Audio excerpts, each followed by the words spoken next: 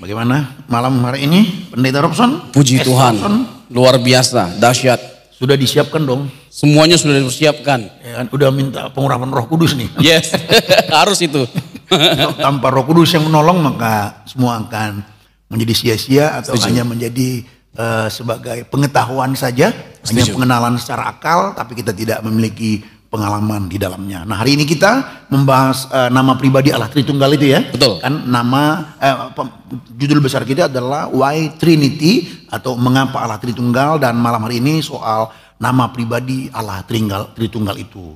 Nah, Pastor Robson boleh dijelaskan kepada kami semua ya tentang nama pribadi Allah Tritunggal itu, yaitu yang kita kenal dengan nama Yahweh ya. Nama Yahweh ini sesungguhnya kan sebenarnya nama perjanjian ya. Nama perjanjian bahwa menunjuk kepada, bukan nama perjanjian, Allah perjanjian maksudnya, bahwa dia I was, I am, I is to come gitu, yaitu bahwa aku yang dulu, yang sekarang dan akan datang, bahwa dia adalah Allah perjanjian itu Yahweh ini. Nah, mungkin bisa dijelaskan kepada kita semua jemaat Tuhan, sebenarnya apa arti kata Yahweh ini, apakah dia memiliki arti kata tersendiri, dan bagaimana sebenarnya sejarah atau asal mulanya sampai nama Yahweh ini disaksikan oleh Alkitab. Pasti tentu ada konteksnya itu. Mungkin bisa disampaikan kepada kami semua. Ya, ini sesuatu yang menarik sekali Pak Gembala ya. Pertama-tama terkait dengan problematika. Tentu banyak muncul problematika ketika kita membahas tentang Yahweh. Apakah Yesus itu adalah Yahweh? Apakah Roh Kudus itu juga adalah Yahweh? Dan sampai ada juga terkait dengan kasus pengagungan nama Yahweh. Jadi kalau menyebut Allah di luar nama Yahweh itu sebagai sebuah kesesatan. Jadi ada banyak sekali problematika, dan inilah yang membuat kita menarik dan tertantang untuk membahas tentang Yahweh, nama pribadi Allah, personal name. Tentunya nama Allah itu ada banyak sekali, tetapi personal name, nama yang paling menonjol dari Allah dan sekaligus nama pribadinya adalah Yahweh. Kalau kita melihat perjanjian lama, nama yang paling menonjol dari Allah itu adalah Yahweh. Kalau kita melihat perjanjian baru, nama yang paling menonjol adalah Yesus Kristus. Jadi nama Yahweh dan nama... Bentar, jangan terlalu luas dulu. Dari itu dia, apa? Makna. Enggak, apa tadi? Itu di mana sih mulanya? Sejarah. Iya, asal mulanya. Kenapa sampai ada muncul kata Yahweh, atau dalam konteks apa dia supaya kita memahami. Jadi jangan buru-buru dikeluarkan semua, dikit-dikit aja, dikit-dikit. Ya. Tadi saya hanya kasih pendahulunya saja untuk menunjukkan bahwa nama Yahweh itu sejajar dengan nama Yesus. Tetapi nanti kita akan membahas kenapa kita mengatakan demikian. Tetapi kalau kita bicara tentang sejarah nih Pak Gembala ya. Kalau kita merujuk kepada Alkitab sendiri, maka kita bisa menemukan Kejadian 4 ayat 26, di mana di zaman Enoslah orang memanggil nama Yahweh. Ya, sebenarnya tidak ada pelafalan yang bersifat mutlak. Yehova bisa, Yehua bisa, Yahweh bisa. Tapi pada umumnya orang menggunakan istilah Yahweh atau Yehua. Tadi Kejadian 4 ayat berapa pertama? Ayat 26. Ayat 26 ya. Nah, itu adalah Tuhan huruf besar semua ya? Iya, Tuhan huruf besar semua. Jadi kalau bicara tentang sejarahnya, pemanggilan dari nama itu dimulai di zaman Enos. Nanti di zaman Henok, orang bukan hanya sekedar memanggil nama itu, tetapi membangun hubungan yang akrab Pak Gembala. Dan kita tahu bahwa Henok itu benar-benar akrab hubungannya dengan Tuhan, sampai pada akhirnya semua kita tahu ya, Henok diangkat hidup-hidup oleh Tuhan. Berarti bicara nama Yahweh ini Allah yang imanen dong berarti kalau begitu ya, Allah yang dekat gitu ya. Ya. Karena itu sebabnya disebutnya nama pribadi. Ya. Tadi Pastor Robson mengatakan bahwa sampai nanti ada sebuah kedekatan. Ya. Dari nama Yahweh tadi ya, nama terhadap Yahweh. Henok tadi. Ya. Ya berarti ketika memanggil nama dia Yahweh, di dalamnya berarti ada sebuah kedekatan, berarti Allah yang imanen berarti. Nah, ini menarik nanti.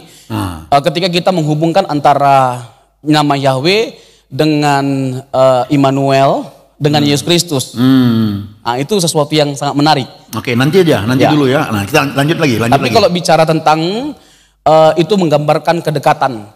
Memang secara terminologi sederhananya begini, bahwa nama itu menggambarkan kedekatan Allah dengan umatnya. Dengan Allah memperkenalkan nama itu, artinya dia adalah pribadi yang dekat. Ya. Nah, berbeda dengan nama Elohim tentunya. Yes. Ya, boleh dilanjut lagi nanti. Boleh lanjut ya.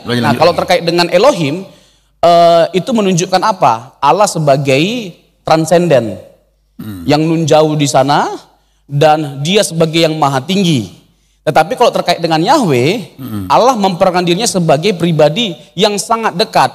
Jadi hal itu menunjukkan bahwa dia adalah pribadi yang nun jauh di sana, tapi juga sekaligus merupakan pribadi yang dekat dengan umatnya. Nah, itulah makna dari nama Yahweh atau bahkan Elohim itu sendiri, Pak Gembala. Apakah masih ada lagi terkait nama Yahweh ini dalam hubungannya dengan bangsa Israel, sehingga bangsa Israel mengenal? Tadi kan masih Enok, terus Enos yang pertama tadi ya, Enos, Henok. Nah, itu terkait secara pribadi, person to person gitu ya. Tapi secara bangsa? Ya, tentunya begini, terkait dengan tadi ya, kedekatan. Allah kita itu adalah Allah yang dekat dengan umatnya. Itu yang mau disampaikan oleh Allah dengan menggunakan nama itu. Itu yang pertama. Jadi supaya umatnya itu tahu betapa dia adalah pribadi yang sangat dekat. Dan juga tadi sudah disampaikan oleh Pak Gembala terkait dengan itu menegaskan dia sebagai pribadi yang mengadakan perjanjian dengan umatnya, tapi juga sekaligus pribadi yang setia menggenapi apa yang dia janjikan. Iya, makanya disebut dia Allah perjanjian. Iya. Nah, kalau tadi langsung ditarik kepada bangsa Israel, kita tahu kalau kita merujuk kepada kitab Keluaran ya, Pak Gembala ya. Pasal 3 itu toh? Ya, pasal 3 ayat yang ke-14. Tokoh sentralnya kalau bicara tentang Keluaran ya, Exodus ya, ketika bangsa Israel dibawa keluar dari Mesir, kurang lebih 430 tahun mereka diperbudak, lalu Allah pada akhirnya memperhatikan mereka, dibawa mereka keluar, Pak Gembala, dari Mesir. Perbudakan di Mesir. Tetapi meskipun tokoh sentral dari keluarnya bangsa Israel dari Mesir ke Tanah Kanaan, tapi nggak bisa dipungkiri bahwa itu merupakan penggenapan perjanjian Allah dengan Abraham. Bahwa dari tokoh ini akan lahir sebuah bangsa dan akan diwariskan satu tanah perjanjian. Jadi Allah kita adalah seperti identifikasi makna nama itu. Allah yang menyatakan perjanjian dan sekaligus akan menggenapinya. Dan tergenapi ketika Allah memakai Musa untuk membawa keluar bangsa ini dari Mesir ke Tanah Kanaan. Meskipun kita tahu ya bahwa pada akhirnya bangsa ini masuk ke Tanah Kanaan di bawah kepemimpinan Yosua, bukan Musa. Kurang lebih seperti itu, Pak Gembala. Nah, terkait dengan Kejadian 3:15 tadi ya. Keluaran 3 ayat 15. Nah, merupakan sesuatu yang umum, Pak Gembala, bahwa bangsa-bangsa itu menyembah banyak Allah atau dewa. Dan dewa-dewa mereka itu punya nama. Ya, kita mungkin pernah mengetahui ya nama-nama dari dewa-dewa mereka. Baal, Asitoret. Siapa lagi? Lupa. Ya, Baal, Asitoret dan Asyera, masih banyak lagi ya. Nama-nama dari dewa-dewa bangsa kafir. Nah, dalam konteks ini Musa bergumul, nanti kalau bangsa lain nanya siapa nama Allahmu, apa kami jawab? Nah, itulah Keluaran pasal yang ketiga ayat yang ke-14. Ehye, Asyer, Ehye. Dari kata Ehye itulah lahir Yahweh. Jadi Allah memperkenalkan nama pribadinya kepada bangsa ini dengan nama itu, Yahweh. Itu terkait dengan nama dengan umatnya. Begitu, Pak Gembala. Sebenarnya dimaksudkan pribadi di sini apa ya kan, bahwa nama ini nama pribadi. Bisa dijelaskan mungkin lebih dalam lagi, maksudnya nama pribadi itu apa yang dimaksud dengan nama pribadi di situ? Bahwa ketika kita panggil Yahweh dia lebih mendengarkah? Atau ketika mengatakan Allah dia kurang mendengarkah? Ya. Kalau tadi kan Elohim tadi itu generic name tadi kan, atau nama umum kan? Ya. Nah jadi kalau Yahweh itu nama pribadi, apakah kalau kita memanggil dia Yahweh dia lebih dengar? Ya. Atau seperti apa nih? Kan nama pribadi kan, Pastor Robson, pasti. Misalnya saya panggil Cingkwantai, nggak dengar pasti dia. Ya. Pasti tidak. Fusen, pasti enggak kan? Tilung, apalagi kan? Yang hobi film kungfu tahu itu. Sebenarnya lebih ke sini. Nama itu menggambarkan keseluruhan karya dan sifat-sifat Allah. Nama Yahweh itu. Nama Yahweh itu. Jadi kalau kita bertanya terkait dengan kenapa dengan harus nama itu. Kenapa harus dengan nama itu? Yang pertama karena memang nama itu menggambarkan seluruh karya dan sifat-sifat Allah. Bahwa dia adalah pribadi yang setia. Artinya ketika Allah berfirman tidak mungkin dia tidak menggenapi. Dia pasti menggenapi apa yang dia janjikan. Nah, nama itu merepresentatifkan pribadi dia. Pribadi Allah itu. Yang kedua, kalau kita masuk kepada sesuatu yang lebih dalam lagi, lebih tajam lagi, apakah memang harus dengan nama itu? Kalau saya sih menyimpulkan setelah saya menggali semuanya dengan berbagai macam sumber ya, Allah itu melampaui segala sesuatu. Tidak ada satupun nama yang bisa menggambarkan pribadi Allah secara sepenuhnya.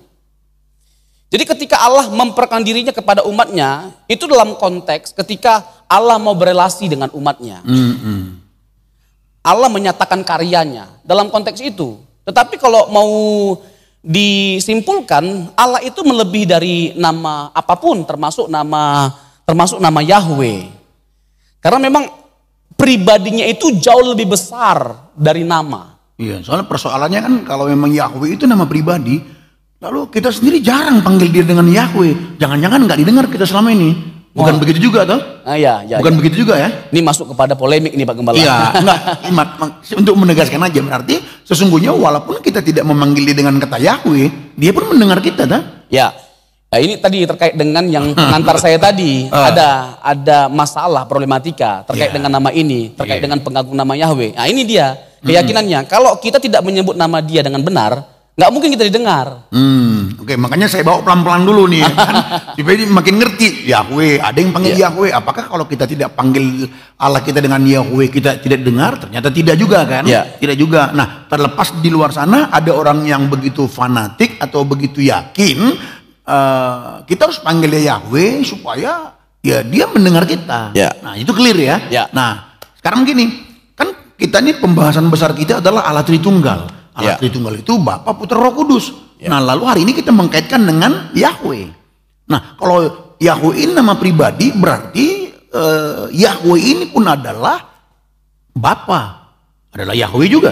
Berarti Yesus, Putra atau Anak adalah Yahweh juga. Roh Kudus adalah Yahweh juga karena Allah kita Tritunggal. Lalu Yahweh nama pribadi, setuju kan? Setuju. Berarti tiga pribadi ini bisa memiliki nama pribadi Yahweh. Setuju ya? Nah, tapi supaya tidak terlalu melebar, kita bahas satu aja lah. Yesus saja. Bahwa Yesus itu pun adalah Yahweh. Karena ini pun termasuk cukup ruwet sebenarnya ketika membahas tentang Yesus sendiri. Jadi makanya satu aja dulu toh. Nah, karena ini sangat penting supaya kita semua jemaat Tuhan betul-betul memahami. Nah, kalau begitu bagaimana Alkitab Perjanjian Lama atau Perjanjian Baru membuktikan bahwa Yesus itu adalah Yahweh? Nah, coba. Pertama, ini poin utama yang mau saya tekankan sebelum kita menjelaskan semuanya, Pak Gembala. Terkait dengan bahwa karakteristik dari nama itu ada pada Yesus. Makna dari nama Yahweh itu ada pada Yesus. Kan yang ditekankan apa? Perjanjian, kesetiaan. Kalau kita masuk kepada Perjanjian Baru menekankan bahwa Yesus itu adalah pribadi yang setia dengan perjanjian, menyatakan perjanjian baru, bahkan perjanjian baru itu dinyatakan oleh Tuhan kita Yesus Kristus. Dan kita tahu bahwa Allah kita itu adalah Allah yang bergerak. Dan progresif sifatnya. Dalam memenuhi apa yang sudah Dia tegaskan. Nah, kalau kita berbicara tentang apakah Yesus itu adalah Yahweh itu sendiri, Maka jawabannya absolutely yes. Tapi nanti kita dengan ketat ya menghubungkan Keluaran pasal 3 ayat 15 dengan perjanjian baru. Menurut penulis perjanjian baru. Nah begini Pak Gembala. Frasa Ehyeh Asher Ehyeh bisa diidentikan dengan kata Immanuel. Bahkan dengan Alfa dan Omega dalam terminologi perjanjian baru. Pernyataan Alfa dan Omega itu juga memiliki makna yang sama dengan nama Yahweh. Bahwa Yesus itu digambarkan sebagai pribadi yang sangat dekat dengan umatnya. Sangat dipercayai. Bisa dipercayai. Makna dari Ehyeh Asher Ehyeh memberikan sebuah pemahaman yang mengatakan bahwa dia tinggal atau hadir di tengah bangsa budak. Menunjuk pada sebuah kebersamaan dalam penyertaan. Kalau dalam PL, istilah Ehyeh Asher Ehyeh hanya ditemukan satu kali dalam Keluaran 3 ayat yang ke-14. Pengertian dan maknanya sudah jelas, sudah clear. Sementara untuk Immanuel disebutkan 2 kali. Yesaya 7 ayat 14, Yesaya 8 ayat 8. Istilah Immanuel merujuk pada pribadi Mesias yang dijanjikan. Nah, Mesias itu siapa? Menurut perjanjian baru. Perjanjian baru mengidentifikasi Mesias itu siapa? Yesus. Itu jelas sekali, clear. Jadi perjanjian baru sangat menekankan Yesus sebagai Mesias, dan Mesias itu dalam konteks dia yang diurapi dalam melaksanakan sebuah tugas. Nah, pengertian Immanuel, ini menarik. Mungkin kita kan hanya sekedar sepintas saja memahami pernyataan ini. Tetapi ketika saya menggali, ternyata makna ini, kata Immanuel ini memiliki makna yang sangat dalam, Pak Gembala. Kita selama ini memahami hanya sebatas Tuhan beserta kita, God with us. Tetapi makna Immanuel yang sesungguhnya adalah bersifat aktif, di mana Tuhan yang Maha Tinggi begitu dekat dengan kita, menuntun, menggendong, bahkan dia ada di dalam kehidupan kita. Nah, kesejajaran makna antara Ehyeh Asher Ehyeh dengan Immanuel tampak jelas di dalam eksistensi, kehadiran, serta kepedulian Tuhan pada umat manusia, khususnya bangsa Israel. Begitu juga dalam kehidupan orang Kristen masa kini. Nah, menarik kita untuk melihat Matius 1 ayat 23. Matius 1 ayat 23. Coba kita buka ya, Matius 1 ayat 23, dikatakan begini. Sesungguhnya anak darah itu akan mengandung dan melahirkan seorang anak laki-laki, dan mereka akan menamai dia Immanuel, yang berarti Allah menyertai kita. Ya, ini kan sangat clear sekali. Yesus disebut sebagai Immanuel, Allah yang beserta kita. Allah yang beserta kita itu siapa? Yesus. Yesus. Nah, pernyataan Yahweh itu menunjukkan kedekatan Allah dengan umatnya. Nah, perjanjian baru mengidentifikasi Allah yang dekat itu adalah Yesus yang berinkarnasi itu, yang datang sebagai manusia. Begitu kurang lebih. Jadi berdasarkan itulah kita menyimpulkan bahwa Yahweh itu adalah Yesus, atau Yesus adalah Yahweh itu. Yes. Karena tadi Bapak Ibu ngeh ya waktu dikatakan Ehyeh Asher Ehyeh. Asher Ehyeh itu YHWH ya. Ya. Jangan ketika nanti disampaikan berulang-ulang kata Asher Ehyeh, Ehyeh Asher Ehyeh itu YHWH yang kita sebut, kita melafalkannya Yahweh. Oke. Nah, berarti berdasarkan pengertian ya di dalam PL, Yahweh itu bicara soal Allah yang datang dekat dengan umatnya. Lalu kemudian di dalam perjanjian baru kita menemukan satu kata Immanuel yang artinya juga Allah itu dekat dengan umatnya ya. Dan Immanuel itu adalah Yesus. Lalu kita paralelkan, lalu membuat kesimpulan bahwa Yahweh itu adalah Yesus. Yes. Gitu ya? Ya. Nah, itu baru yang pertama. Saya tambah dikit lagi ya. Bukan tambah sih, menekankan ulang. Tadi kan saya tekankan sebelum terlalu jauh kita melangkah bahwa pada pribadi Yesus ya ada makna Yahweh itu. Pada pribadi Yesus ada makna nama pribadi itu. Terkait dengan dia adalah pribadi yang dekat dengan umatnya. Itu kan Immanuel. Iya.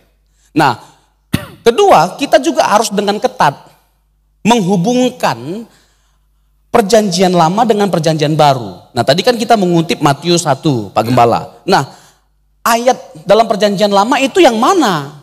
Nah maksudnya begini, bahwa kita itu bukan mengada-ada waktu kita mengatakan Yesus itu adalah Yahweh, itu bukan kita ada-adakan, tetapi memang Alkitab sendiri yang mengungkapkannya. Misalnya Yesaya 7 ayat 14. Bukan menghubung-hubungkan ya, bukan teologi mencocok-cocokkan ya, bukan ya? Bukan. Jadi dengan ketat ini. Ya nanti Bapak Ibu kalau ada yang tidak setuju, ya silakan, nggak apa-apa, dipertanyakan.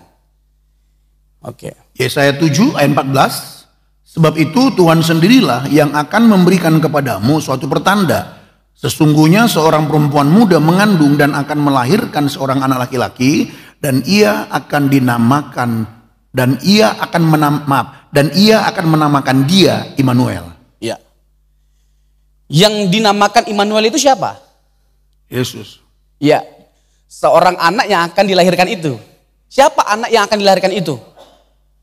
Yesus. Nah, setuju nggak kita bahwa nama Immanuel dalam konteks PL itu adalah Bapa atau Allah? Allah. Setuju kan? Nah, ternyata bagi PB, Yesus juga adalah pribadi atau Immanuel itu sendiri. Jadi jelas sekali ya, bagaimana penulis perjanjian baru menghubungkan nubuatan atau pernyataan PL itu dengan Tuhan Yesus Kristus. Begitu Pak Gembala. Tadi menarik tadi belum sempat dijelaskan. Tadi kan Pastor Robson mengatakan bahwa di samping dari arti nama bahwa Tuhan itu dekat dengan umat, baik itu Yahweh sama Immanuel, tapi tadi memiliki dari sisi nama pun memiliki ada kesamaan tadi.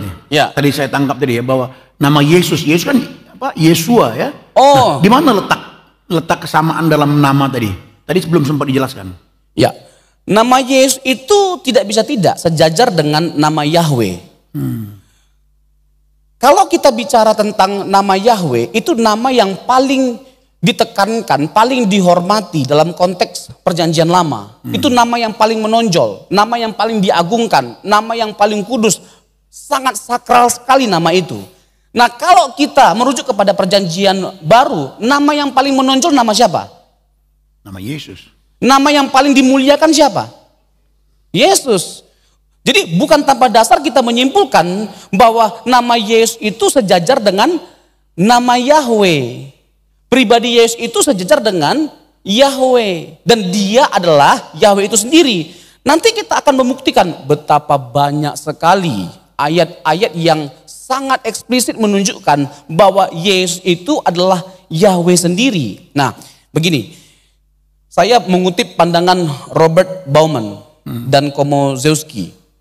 Dikatakan demikian. Siapa itu Robert Bauman itu? Ini jangan-jangan bukan yang jual ayam goreng depan ya? Bapak Ibu, kalau Bapak Ibu memang tertarik sekali untuk mendalami semua yang kita percakapkan, secara khusus mengenai kristologi, saya sangat merekomendasikan buku mereka, Robert Bauman sama Komozewski, dengan judul Menempatkan Yesus di Tahtanya. Itu salah satu buku kristologi terbaik yang pernah saya baca. Tentunya saya itu memiliki banyak buku kristologi, ya, dan sudah membaca banyak buku kristologi. Tapi dari sekian banyak buku yang saya baca, ini buku yang high recommended, yang sangat saya rekomendasikan. Nah, mereka mengungkapkan demikian, nama Yesus itu sejajar dengan nama Yahweh. Karena esensi nama Yesus dan Yahweh adalah tentang Allah yang menyelamatkan. Esensinya sama. Esensi nama Yahweh itu adalah Allah yang menyelamatkan. Esensi nama Yesus juga Allah yang menyelamatkan. Bapak Ibu mungkin sering menyebut nama Yesus. Tapi Bapak Ibu tahu nggak arti nama Yesus? Yesus Kristus. Yesus Kristus. Yesus itu artinya sang juru selamat. Kristus itu artinya yang diurapi. Jadi Yesus Kristus artinya juru selamat yang diurapi. Ya, jangan sampai udah lama kita jadi Kristen tapi nggak tahu arti nama itu. Sering kita sebut nama itu tapi kita nggak tahu makna dari nama itu. Nah, esensi nama Yahweh dan nama Yesus itu sama. Tentang Allah yang menyelamatkan. Jadi hanya pribadi yang setara dengan Bapa lah yang memiliki kualitas, kedudukan, gelar-gelar dan nama-nama yang sama.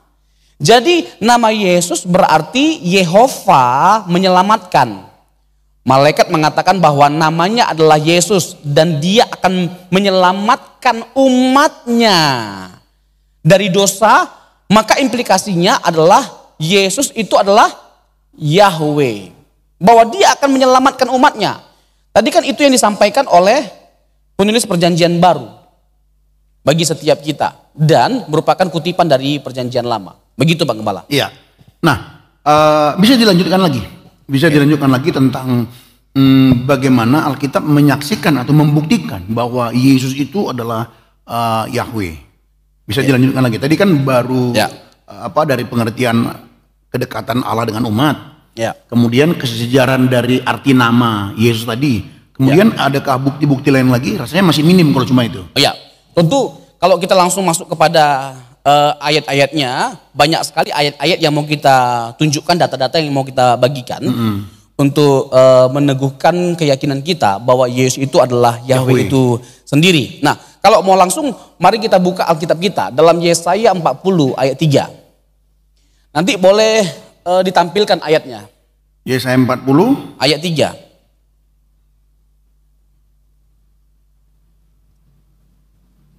Ya, dikatakan begini, ada suara yang berseru-seru, persiapkanlah di padang gurun jalan untuk Tuhan, luruskanlah di padang belantara jalan raya bagi Allah kita. Kata Tuhan di sini huruf besar atau kecil?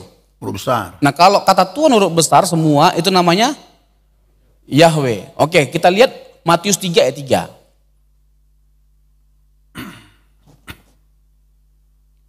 Matius 3 ayat 3. Ayat 3.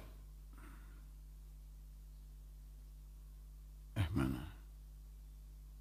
Sesungguhnya dialah yang dimaksudkan Nabi Yesaya ketika ia berkata, ada suara orang yang berseru-seru di padang gurun, persiapkanlah jalan untuk Tuhan, luruskanlah jalan baginya. Oke, saya mau tanya ya, pertanyaan yang sederhana untuk meneguhkan bahwa Yesus itu adalah Yahweh.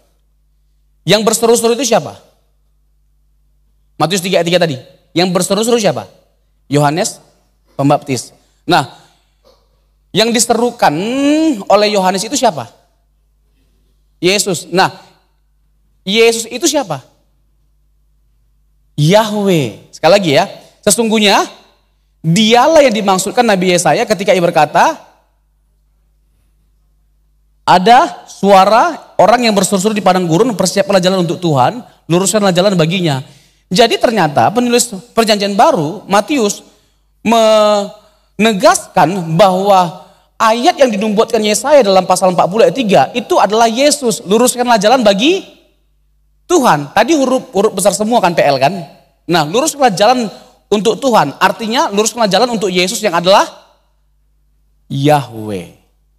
Bagaimana dengan mudah langsung mengatakan bahwa itu adalah Yahweh? Apakah karena kata Tuhan huruf besar semua itu?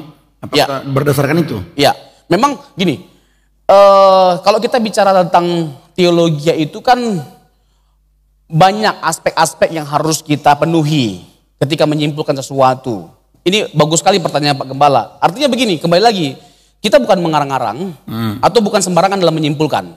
Bukan cocok logi? Iya, bukan cocok logi. Jadi kita ketat dalam menggunakan konteksnya. Nanti Bapak Ibu bisa, kalau ada yang terganggu ya, bisa mengkritisi atau mempertanyakan, bahkan tidak setuju nggak jadi masalah. Tetapi mari kita bersama-sama jujur, mana yang lebih kuat argumentasinya. Ya, kalau kita bicara tentang mana lebih kuat, berarti mana yang lebih ketat dalam menggunakan langkah-langkah hermeneutik, gramatikalnya, historisnya, terus terkait dengan tafsiran yang ada, terus pandangan para pakar. Nah, jadi yang kita simpulkan ini sudah melalui tahapan-tahapan ini Pak Gembala. Kita melihat bahasa aslinya, kayak tadi kata Tuhan semua. Nah, luruskanlah jalan bagi Tuhan. Itu maksudnya siapa? Yesus Kristus, pribadi kedua dari Allah Tritunggal. Dalam konteks Yahudi, bahkan Kristen, Yahudi dan Kristen, tidak pernah Yahudi memiliki konsep bahwa Bapa jadi manusia. Ada enggak? Ada enggak Yahudi punya konsep seperti itu? Enggak ada. Nah, dalam konteks kekristenan, yang menjelma menjadi manusia itu siapa?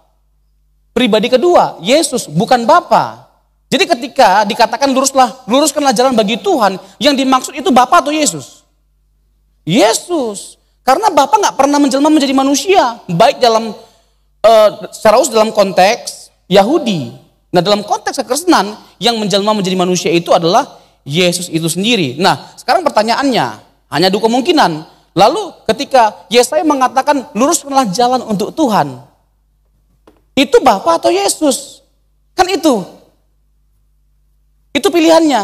Gak mungkin Bapa tapi Yesus. Iya. Begitu. Jadi itu sangat jelas ya, jelas sekali bahwa Yesus itu adalah Yahweh berdasarkan Yesaya 40 ayat 3 dan Matius 3 ayatnya yang ketiga tadi. Ya itu sangat clear lah. Clear ya? Ya, Oke. bisa dilanjutkan lagi. Banyak Tentu sekali banyak ayatnya. sekali. Soalnya tadi ngomongnya banyak sekali. Banyak Jadi sekali. saya tinggal turun lanjut aja. Tapi nanti kalau ada yang memang perlu Iya. dipertajam, silakan Pak Gembala Itu menambahkan. tadi PL dari PL lalu ke PB, PLPB ya. Ya. Mungkin ada khusus dari PB saja nanti barangkali. Ada. Maksudnya terkait dengan adanya keterkaitan yang kuat. Ya, antara PL dan PB itu. Nah, Yesaya 6 ayat 3 sama Yohanes 12 ayat 41. Jadi begini, Bapak Ibu, saya jelaskan begini ya. Mungkin ada case yang saya jelaskan secara langsung supaya tidak terlalu lama, karena terlalu banyak materinya. Sehingga mungkin waktu nggak mencukupkan. Sementara pertemuan terakhir, kalau nggak salah, tinggal satu lagi ya pertemuan. Itu pun membahas Roh Kudus, pribadinya, keilahiannya, termasuk apakah dia Yahweh. Nah, kalau kita merujuk kepada Yesaya 6 ayat 3, itu dihubungkan dengan Yohanes 12 ayat 41 Pak Gembala. Nah, kalau di Yesaya 6 ayat 3, di sana ditegaskan bahwa Yesaya melihat kemuliaan Yahweh. Yesaya melihat kemuliaan Yahweh. Nah, ketika Yohanes menjelaskan dalam Yohanes 12 ayat 41, boleh ditampilkan ayatnya. Yohanes 12 ayat 41 dikatakan demikian. Yohanes 12 ayat 41. Hal ini dikatakan oleh Yesaya karena ia telah melihat kemuliaannya dan telah berkata-kata tentang dia. Oke. Yang dibicarakan oleh Yohanes dalam Yohanes 12 ayat 41 siapa? Yesus. Nah, Yohanes menghubungkan Yesaya 6 ayat 3 itu kepada Yesus Kristus. Jadi secara tidak langsung Yohanes mau katakan demikian, bahwa kemuliaan Yahweh yang dilihat oleh Yesaya itu adalah kemuliaan Yesus. Jadi Yesus adalah Yahweh. Ini sekali lagi narasi teksnya. Ini bukan sesuatu yang kita tambahkan dengan a priori yang sudah kita bangun sebelumnya. Jadi biarkan teks itu ngomong apa adanya. Itu salah satu prinsip dasar dalam kita menafsirkan Alkitab. Biarkan Alkitab berbicara apa adanya tentang dirinya sendiri. Nah, ini narasi teksnya. Yohanes 12 ayat 37 sampai ayat 43 itu bicara tentang Yesus. Yohanes sedang berbicara tentang kemuliaan Yesus. Dan pada akhirnya Yohanes pun menghubungkan kemuliaan yang disaksikan oleh Yesaya dalam pasal 6 ayat yang ketiga itu adalah kemuliaan Yesus. Nah, mungkin saya tambahkan hal ini sangat menarik sekali terkait dengan kemuliaan Pak Gembala. Ketika dalam Yohanes pasal yang ke-17 ayat 5, Father glorify me with the glory I had before the world was created. Bapa permuliakanlah aku dengan kemuliaan yang aku miliki sebelum dunia dijadikan. Kalau dia bukan Allah, dia penghujat. Gak mungkin dia hanya sekedar pilihannya dia hanya nabi, manusia. Itu udah gak mungkin. Hanya dua, dia Allah atau penghujat. Atau orang gila bahkan. Karena apa? Karena kemuliaan Allah itu hanya ada pada Allah. Nah, kalau Yesus mengklaim bahwa dia punya kemuliaan yang sama dengan Allah, dengan Bapa, mungkinkah dia hanya sekedar manusia biasa? Gak mungkin, pilihannya ya udah, akui dia sebagai penghujat. Tapi kan kita sangat menghormati Tuhan Yesus. Tidak mungkin kita menyimpulkan dia penghujat. Maka kemungkinannya cuman itu. Berarti nggak mungkin juga dia bukan Tuhan. Dia pasti Tuhan. Nah, kalau kita merujuk kepada Yesaya nih ya. Yesaya 42 dan Yesaya 48. Di sana ditegaskan bahwa Allah tidak berbagian kemuliaan kepada yang lainnya. Allah tidak berbagian kemuliaan pada patung. Ya. Artinya kemuliaan Allah itu hanya ada pada Allah. Berarti Yesus itu tidak mungkin tidak Allah. Kemuliaan yang ada pada Bapa itu ada pada Yesus. Bahkan semua hal yang ada pada Bapa itu ada pada Yesus. Sifat-sifat, kedudukan, kemuliaan, karya-karya ilahi yang dikerjakan oleh Bapa juga dikerjakan oleh Tuhan kita Yesus Kristus. Yes. Tepuk tangan dulu saudaraku. Ya, saya berharap Bapak Ibu betul-betul menangkap ya, clear. Nah, Terkait dengan Yohanes 12 ayat 41 tadi dan Yesaya 6 ayat 3, bisakah saya mengatakan demikian untuk menyimpulkannya? Jadi ketika kita membaca Yesaya pasal 6 yang di ayat 3 dikatakan tadi, dan mereka berseru seorang kepada seorang, katanya, kudus, kuduslah Tuhan semesta alam, seluruh bumi penuh kemuliaannya. Kudus, kuduslah Tuhan, kata Yesaya di sini adalah Tuhan di situ, yaitu Yahweh tadi, Yahweh itu sesungguhnya yang dikatakan Yesaya adalah 3 pribadi itu, Ya. di PL. Ya. Ya toh? Nah, lalu ketika Yohanes mengutip ayat ini di dalam Yohanes pasal 12 ayat 41, karena Yohanes sedang spesifik menjelaskan tentang Kristus yang datang. Ya. Lalu dia mengutip Yesaya ini, tapi di Yohanes pasal 12 ini bukan bicara Bapa Ya. dan Roh Kudus Yahweh-nya, tapi dia hanya satu saja, yaitu Yesus. Begitu toh? Ya, betul. Jadi ketika PL kata Tuhan di situ sesungguhnya menunjuk kepada 3 pribadi itu. Ya. Di PB ini karena Yohanes mengutip dan dia sedang menyaksikan tentang juru selamat itu Yesus, dia mengutip ayat ini, ya, lalu dikatakan karena ia telah melihat kemuliaannya. Tadi itu ya. Ya, betul. Betul kan ayatnya kan? Tadi melihat kemuliaan. Ya, jadi yang dimaksud di sini kemuliaannya hanya satu, dia pilih dari kata Tuhan Yahweh tadi itu toh? Ya. Benar ya? Ya. Oke. Ya. Oke, lanjutkan lagi. Mungkin saya tambahkan. Memang begini terkait dengan Yesaya 6 ayat 3, nggak sedikit para pakar yang menyimpulkan pernyataan kudus-kudus sampai 3 kali itu merujuk kepada ketiga pribadi Allah Tritunggal. Bahwa ketiga pribadi Allah Tritunggal itu memiliki kemuliaan yang sama. Karena ketiga pribadi Allah Tritunggal itu memiliki kemuliaan yang sama, maka ketiga pribadi itu adalah Yahweh. Nama Yahweh itu ada pada ketiga pribadi itu. Yes. Karena kemuliaannya sama, kedudukannya sama. Bagaimana mungkin mereka tidak memiliki nama yang sama? Nah, itu bukan hanya sekedar logika manusia pada umum atau pintar-pintarnya kita. Enggak, itu logika teks. Logika yang kita bangun berdasarkan teks. Nah, tadi menarik kalimat Pak Gembala terkait dengan Yohanes itu kan secara spesifik sedang berbicara tentang Yesus. Dan ini yang harus kita tahu, bahwa Injil Yohanes itu adalah high Christology. Injil yang sangat menekankan Yesus yang dari atas. Makanya pada mulanya adalah firman, firman itu bersama-sama dengan Allah, dan firman itu adalah Allah. Jadi Yohanes memperkenalkan Yesus yang ada dari sejak kekal bersama-sama dengan Bapa. Dia pribadi yang berbeda dengan Bapa, dan bahkan dia bukan hanya sekedar kekal atau pribadi yang berbeda dengan Bapa, tapi dia adalah Allah itu sendiri. Iya. Gitu. Jadi sudah semakin jelas. Nah, dari yang dikatakan banyak tadi, boleh dilanjut dulu. Mungkin ini juga perlu ditambahkan ya. Tapi bukan berarti Injil Yohanes tidak menjelaskan tentang Tritunggal. Ya tentu. Atau ini kan Roh dalam Kudus. konteks kutipan Yesaya tadi saja. Ya. Karena nanti Bapak Ibu bisa lihat dalam Yohanes pasal 14 dan Yohanes pasal 16, Yesus secara spesifik ngomong tentang Roh Kudus, ya, penolong yang lain. Yesus diidentifikasi sebagai penolong, maka Roh Kudus itu pasti adalah Allah, karena Yesus sendiri mengidentifikasi bahwa Yesus itu juga adalah penolong sama seperti Dia. Nah, itu sesuatu yang perlu saya tambahkan terkait dengan Injil Yohanes. Nah, kita sekarang masuk kepada teks selanjutnya. Yang membuktikan. Yeremia pasal 23 ayat 5 dan 6. Ini very clear. Very clear. Yeremia 23 ayat 5 dan 6. Jadi sebelum kita bacakan ayat ini, sukar sekali bagi kita untuk menyangkali bahwa Yesus itu adalah Yahweh itu sendiri. Jadi orang yang menyangkalinya adalah orang yang tidak jujur dengan melihat Alkitab, atau adalah orang yang sudah memiliki premis atau asumsi bahwa Yesus itu bukan Allah, Yesus itu bukan Yahweh. Nah, kecuali begitu kasusnya, makanya dia akan menyangkali semua teks-teks yang sudah dengan jelas mengungkapkan bahwa Yesus itu adalah Yahweh itu sendiri. Nah, kita bacakan. Sesungguhnya waktunya akan datang, demikianlah firman Tuhan, bahwa aku akan menumbuhkan tunas adil bagi Daud. Ia akan memerintah sebagai raja yang bijaksana dan akan melakukan keadilan dan kebenaran di negeri.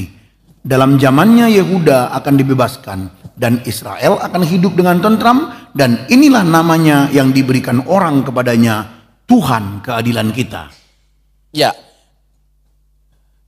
kepadanya Tuhan keadilan kita, diberikan orang kepadanya Tuhan keadilan kita. Huruf besar nggak kata Tuhan di situ? Huruf besar. Nah, menariknya di ayat 5, demikianlah firman Tuhan. Tuhan di situ huruf besar nggak? Huruf besar. Huruf besar.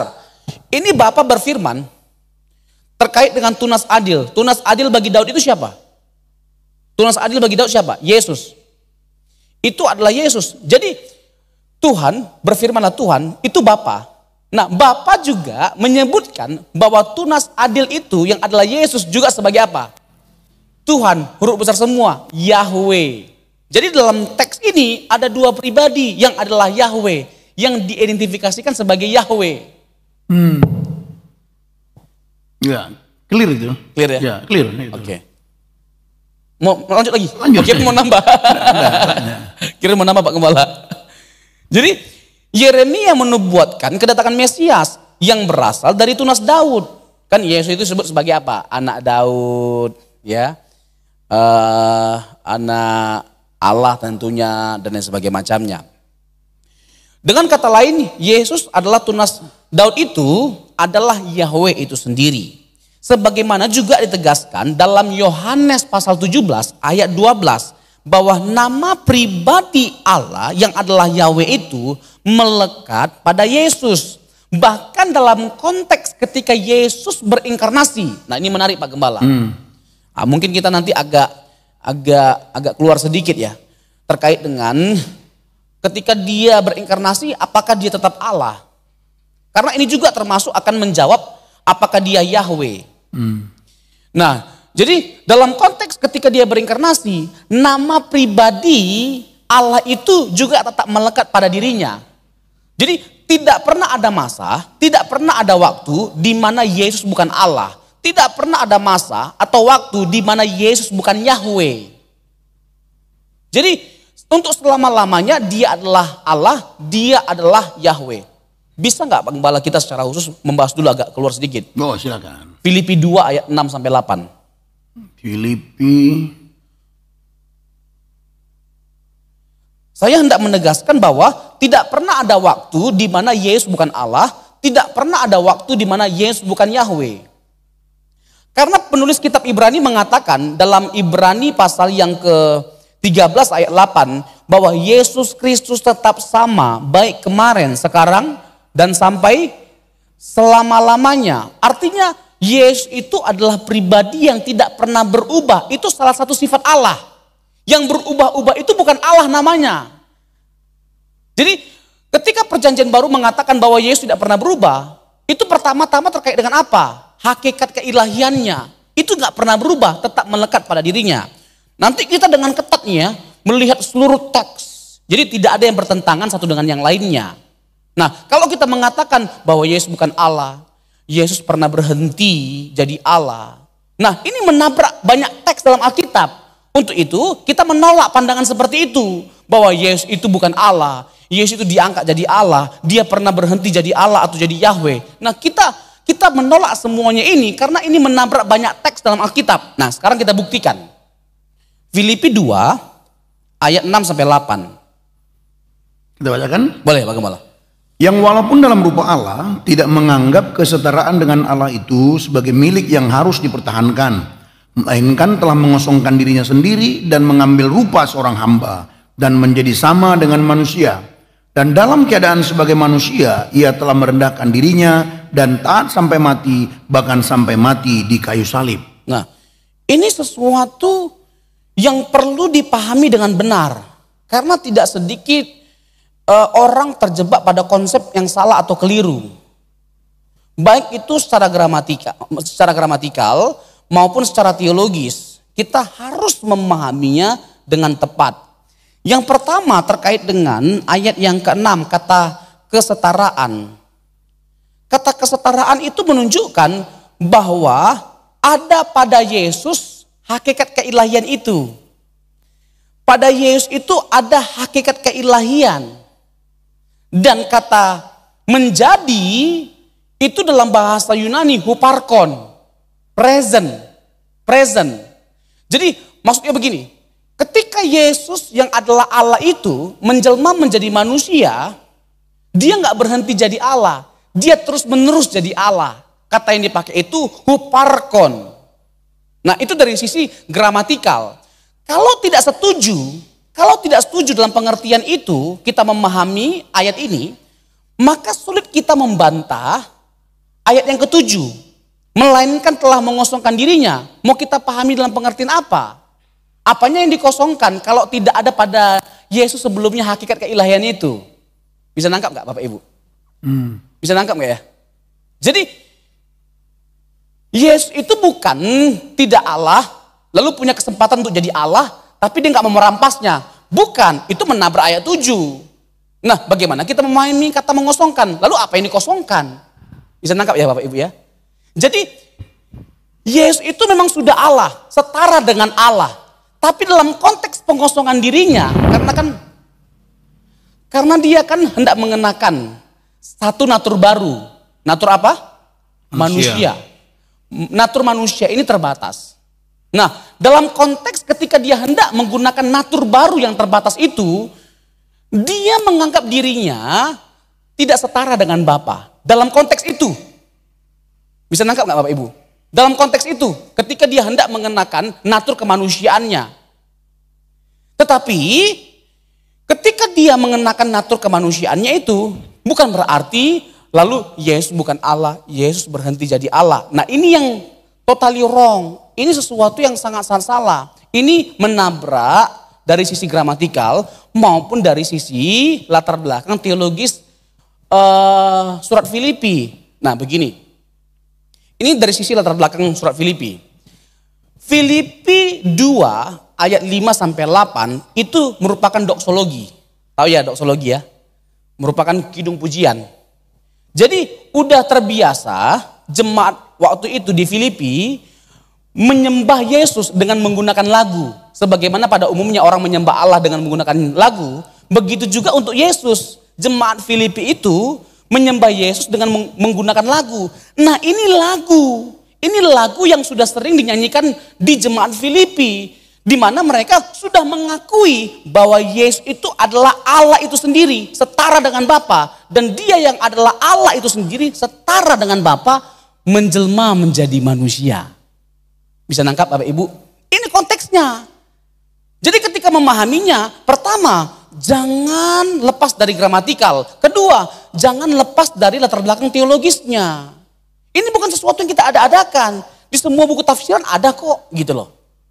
Hanya perlu ada sedikit daya juang untuk capek-capek berjerih lelah membuka banyak buku. Begitu kurang lebih ya Bapak Ibu ya. Ini posisi kita.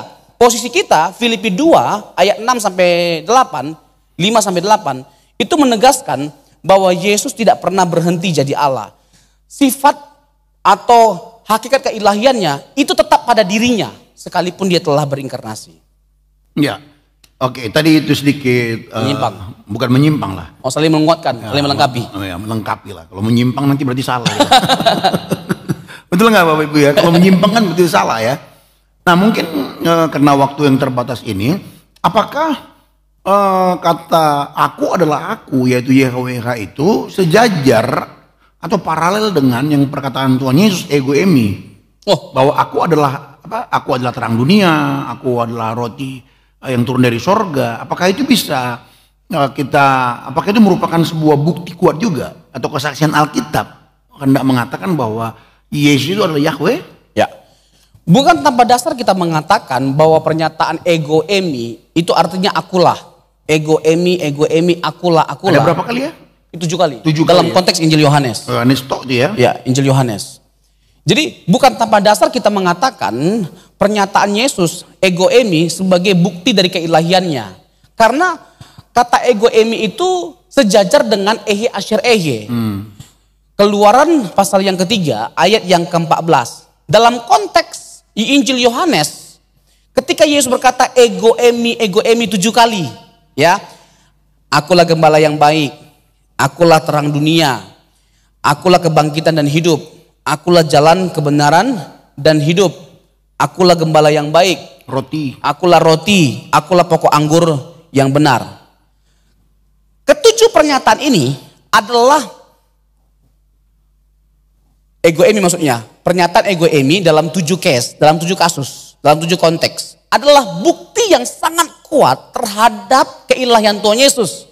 Itu dimulai dari pasal yang ke-6 sampai pasal yang ke-15. Nanti Bapak Ibu bisa baca ya terkait dengan pernyataan ego eimi dari pasal yang ke-6 sampai pasal yang ke-15. Nah, saya hendak menegaskan bahwa konteks ketika Yesus berkata ego eimi itu menunjukkan bahwa benar dia itu adalah Allah dan Yahweh itu sendiri. Misalnya Pak Gembala, terkait dengan ketika Yesus berkata, akulah terang dunia. Konteksnya apa?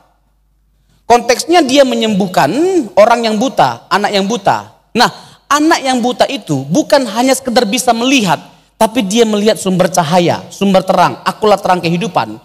Pesan utama yang mau disampaikan oleh Yesus dalam pernyataan itu adalah, tanpa aku kamu hidup dalam kegelapan. Kita adalah orang-orang yang hidup dalam kegelapan karena dosa, yang mana kita butuh terang. Nah, kalau tidak ada Yesus, tidak ada terang. Terang kita butuhkan untuk kehidupan, betul nggak? Bisa nggak kita hidup tanpa terang? Jadi pesan utama yang mau disampaikan adalah kita nggak bisa hidup tanpa Yesus, karena dialah terang itu. Bisa nangkap nggak Bapak Ibu? Ya. Selanjutnya kalau terkait dengan Yohanes pasal yang ke-6, Yesus memberikan 5.000 orang makan. 5.000 orang makan. Yang sisa berapa bakul? 12 bakul. Tahu kenapa sisa? Karena audiensnya bukan orang Batak. Di plastik. Nah, dalam konteks itu Yesus menegaskan salah satu pesan utamanya adalah akulah roti. Orang tanpa makan bisa hidup enggak? Kalau dulu kan di zaman Yesus orang makannya apa? Makanan yang umum yang mereka makan, makanan sehari-hari, roti. Kalau Indonesia nasi. Kalau bagi mereka makan roti udah makan. Kalau Indonesia, ya kan, makan roti sebanyak apapun belum makan, karena belum makan nasi. Ketahuan semuanya begitu. Jadi hendak ditekankan di situ, artinya kita adalah orang-orang yang akan mati tanpa Yesus. Akulah roti kehidupan. Nah, masuk kepada pernyataan Yesus, akulah jalan kebenaran dan hidup. Jalan kebenaran dan hidup itu sifat yang melekat pada Allah. Kalau Yesus bukan Allah, dia nggak berhak untuk mengklaim bahwa dia adalah jalan kebenaran dan hidup. Yesus bukan hanya sekedar mengklaim bahwa dia petunjuk jalan, tidak, tapi dia adalah jalan. Yesus bukan hanya sekedar membagikan kebenaran, tapi dia mengklaim bahwa dia adalah kebenaran. Yesus memberikan apa? Zoe. Zoe itu apa? Kehidupan kekal. Kehidupan kekal itu sesuatu yang hanya bisa diberikan oleh siapa? Sang hidup itu sendiri. Sang hidup itu sendiri. Yahweh. Yahweh itu sendiri. Ehye Asher Ehye. Ehye, Yahweh. Yahweh itu sendiri yang bisa anugerahkan. Hanya pada Allah ada kehidupan kekal. Nah, kalau Yesus mengklaim bahwa dia adalah sang pemberi kehidupan kekal, mungkinkah dia hanya sekedar manusia biasa? Tidak mungkin. Tidak mungkin. Dalam konteks ketika dia membangkitkan Lazarus. Lazarus. Yang dibangkitkan Lazarus atau Zakeus? Hah? Zakeus. Bukan Zakeus ya? Kalau Zakeus yang manjat pohon apa? Iya, pohon jengkol, betul. Nah, terkait dengan Yohanes pasal yang ke-11, Yesus berkata apa? Akulah kebangkitan dan hidup. Nah, pernyataan Yesus itu sangat janggal dan aneh. Kita terima kalau kita tidak percaya bahwa dia adalah Allah. Pada akhirnya ada kebangkitan. Nanti di akhir zaman. Nah, kalau kita tidak percaya kepada Yesus, kalau Yesus tidak datang ke dunia, mungkinkah kita akan dibangkitkan di hari penghakiman? Tidak mungkin. Siapa yang bisa membangkitkan setiap kita? Allah. Nah, Yesus berkata bahwa dia adalah kebangkitan dan hidup. Berarti dia adalah Allah. Akulah kebangkitan dan hidup. Itu sangat jelas, very clear. Akulah terang dunia. Akulah terang dunia. Lalu terkait dengan akulah gembala yang baik. Nah, itu juga menjadi sesuatu yang menarik untuk kita urai. Sebenarnya kita perlu untuk membahas, tapi mungkin di kesempatan lain untuk detailnya. Tapi karena memang waktu tidak memungkinkan dan sementara banyak poin-poin yang perlu kita jelaskan. Mungkin itu dulu terkait dengan ego emi. Mungkin saya tambahkan sedikit Pak Gembala ya. Yohanes 8 ayat 58 ya. Kata ego emi juga di situ. Sebelum Abraham jadi, aku telah ada. Kata yang dipakai untuk aku telah ada oleh Yesus, ego emi lagi. Ini ego emi. Ego emi itu dalam bentuk present tense. Artinya tidak pernah Yesus tidak ada. Setuju nggak bahwa yang kekal itu adalah hanya Allah? Siapa di antara kita yang pernah ada sebelum dia ada? Yang ada sebelum dia ada. Hari ini dia sudah ada dan sebelumnya dia sudah ada. Ada.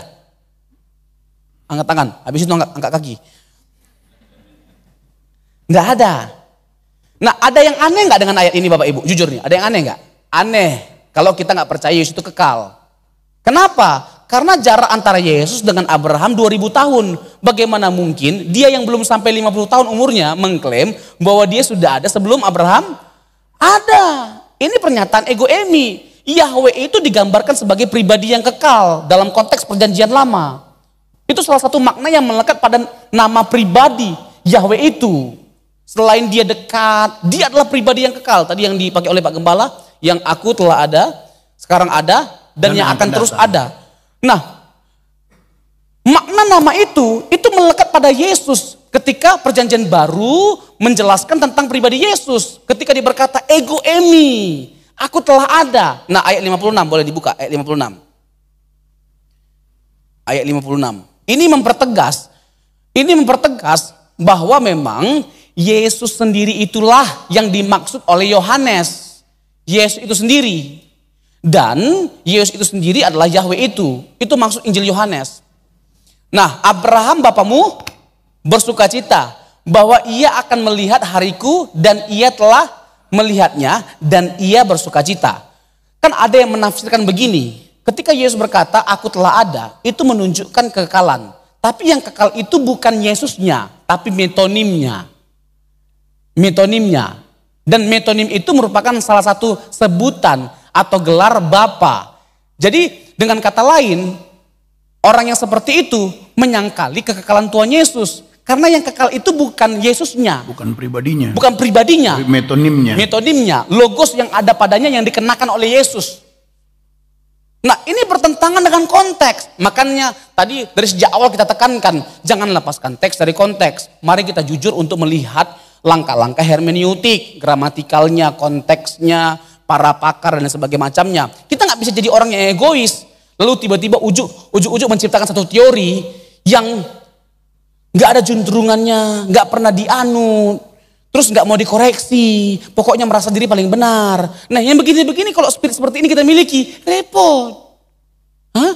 Ngomong repotnya harus begitu, repot. Susah lah kita. Nah, ayat 56 sekali lagi boleh. Ayat 56. Nah, jadi sukar bagi kita untuk menyangkali bahwa Yesus itu adalah Allah dan dia adalah kekal. Kenapa? Ayat Yohanes 8 ayat 56. Dan jelas sekali yang dimaksud oleh Yohanes itu pribadinya. Bukan metonim Bapa yang ada pada dia. Bukan. Pribadi Yesus. Kenapa saya mengatakan gak mungkin itu gak pribadinya. Pasti pribadinya. Ayat 56 kita buktikan. Abraham sama-sama. 1, 2, 3 ya. Abraham bapamu bersukacita bahwa ia akan melihat hari-hariku dan ia telah melihatnya dan ia bersukacita. Yang dilihat pribadinya atau metonimnya?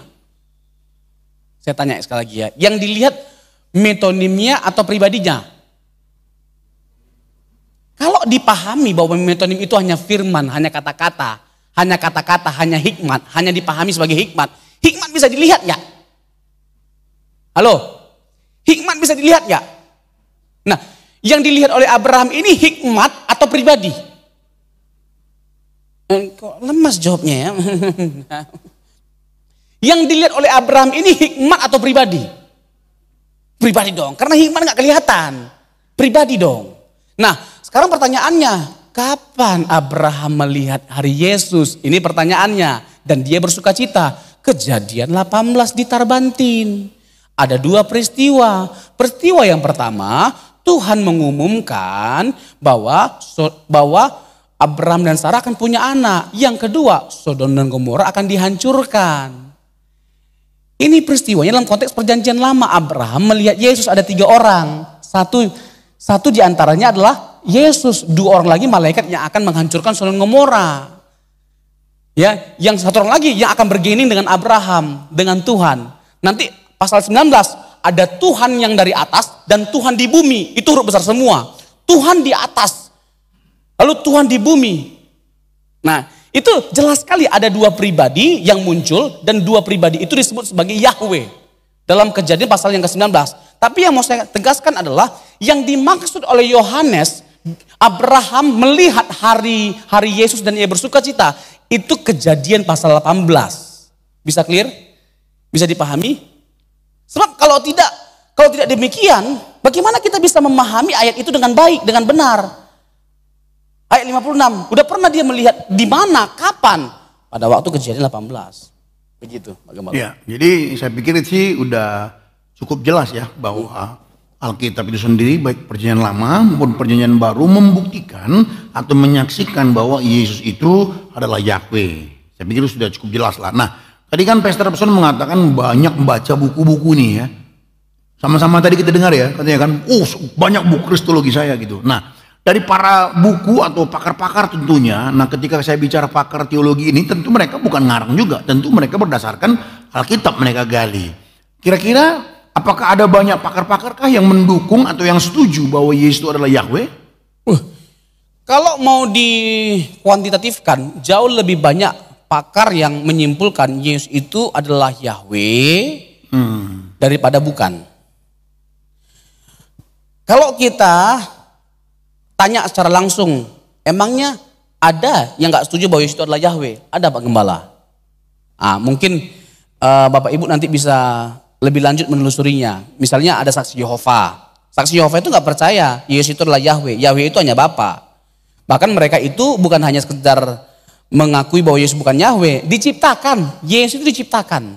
Nah yang kedua, Eric Sang. Nanti Bapak Ibu bisa lihat bukunya. Saya punya bukunya tentang kristologi, tentang monoteisme. Karena memang lagi rame, lagi viral ini, langsung saya cari bukunya. Saya perdalam bagaimana keyakinannya. Satu kesimpulannya.